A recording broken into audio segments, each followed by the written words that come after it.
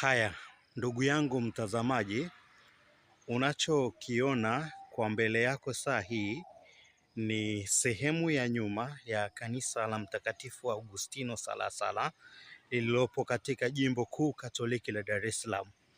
Ukiangalia kwa makini, kanisa hili ni kanisa zuri na ni kubwa, na kile ambacho kinavutia katika kanisa hili unavyoliona, kanisa hili limejengwa chini ya kipindi cha miaka mitatu. Yaani ni muda mfupi sana ambapo kanisa hili limejengwa na kukamilika. Na sasa kuna ukarabati mdogo mdogo unaoendelea katika kanisa hili. Kwa hiyo ninaona ni kazi kubwa sana ambayo imefanyika kwa wana wa parokia ya Mtakatifu Augustino Salasala. Wamejituma, wamejitoa hadi kufanikisha kazi ya Mungu.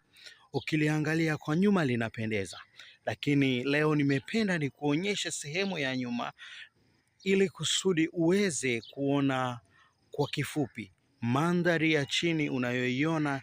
Kuna kijani kizuri, kijani kinachopendeza. Siku nyingine nikipata nafasi nitakuonyesha ule upande wa nyuma, upande wa mbele, upande ule wa mbele, ili uweze kuona na kuelewa vizuri jinsi ambavyo linapendeza. Bye bye, Mungu akubariki. Mimi ni Akasio Aristariki Mushi.